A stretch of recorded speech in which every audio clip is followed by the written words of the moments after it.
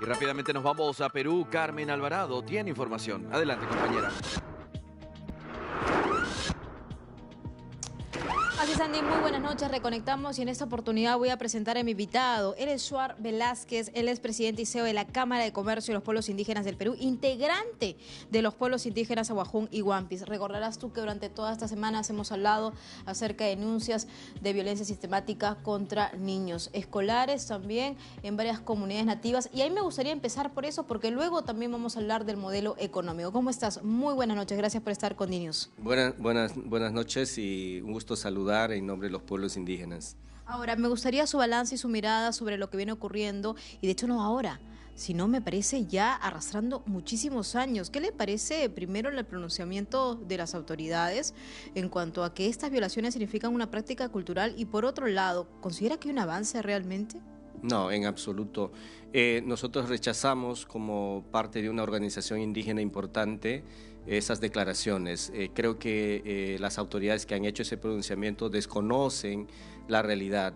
No es una práctica cultural en absoluto, esto es una violación y hay que decirlo con todas sus palabras, ¿no? Es una violación. Y ahora, con respecto también a lo que está ocurriendo con estas organizaciones criminales vinculadas a la tala ilegal, vinculadas al narcotráfico, hay líderes indígenas en sus comunidades que están siendo violentados, algunos incluso hasta asesinados. Sí. Y esta situación, ¿cómo se puede revertir? Parece que el Estado los ha abandonado en demasía. Sí, efectivamente, no existe un programa para, por ejemplo, afrontar todo lo que es la ilegalidad, la madera, el narcotráfico, la minería ilegal. No existe un plan para afrontar estos problemas enormes y estructurales en territorio de los pueblos indígenas. Lo que ahí había que pensar es una propuesta de desarrollo que combine la cultura precisamente de los pueblos indígenas con la Amazonía, con los territorios que hoy día son muy importantes para el mundo. ¿Y cómo empoderar a las comunidades indígenas teniendo en cuenta todas estas denuncias? En principio, violaciones contra escolares, por otro lado, también atentados y agresiones contra líderes de estas comunidades indígenas. ¿Cómo revertir esta situación? Primero tiene que haber una investigación exhaustiva de los crímenes cometidos, en este caso por profesores indígenas en una región específica. Y ojo, no solo es en el departamento de Amazonas, yo quisiera que se investigue en todas las regiones para ver estos casos. No es una práctica cultural, es un problema social grande y tiene que entrar a tallar la justicia. Por otro lado, respecto a estos, digamos, actividades ilícitas que afectan la Amazonía y a las propias comunidades ancestrales, lo que tenemos que hacer es un plan de desarrollo integral. Hay una experiencia en Loreto muy interesante que para 25 distritos se creó un plan de desarrollo o un plan de cierre de brechas. ¿Por qué no trabajar algo así, pero a nivel de todos los territorios indígenas que contribuyan al desarrollo de las comunidades? ¿Y cuál sería ese primer paso? Primer paso, yo creo que PCM tiene que hablar con las autoridades. La presidencia del Consejo de Ministros. Así es, porque es el ente actor. Recordemos que hay un viceministerio de gobernanza territorial.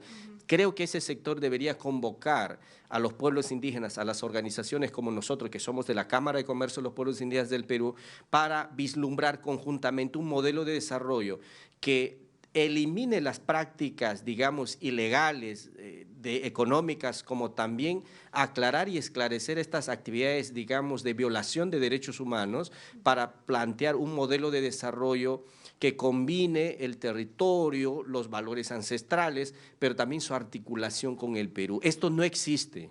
Y por último, ¿cuál es el papel de la Cámara de Comercio de los Pueblos Indígenas del Perú en estos momentos? Es clave, ¿por qué? Porque nosotros lo que estamos impulsando son modelos de desarrollo que efectivamente tengan en cuenta esta visión holística de los pueblos ancestrales, pero dialogando con el Perú y con el mundo. Por ejemplo, aguaje, aceites de frutos de palmera o superfrutos son hoy en día interesantes y activos para la economía del Perú y para el mundo. Es ahí donde tenemos que capitalizar, fortaleciendo a las comunidades, dándole incentivos financieros, acompañamiento técnico, y es por eso que estamos planteando nosotros desde nuestra institución la creación de un viceministerio de Desarrollo Económico Indígena en el Perú. Correcto. Muchas gracias por haber estado con DNews. Ha sido Shuar Velázquez, él es presidente y CEO de la Cámara de Comercio de los Pueblos Indígenas y también integrante de los pueblos indígenas Aguajón y Huampis. Muchas gracias por su perspectiva y muchas gracias por estar con nosotros aquí en DirecTV.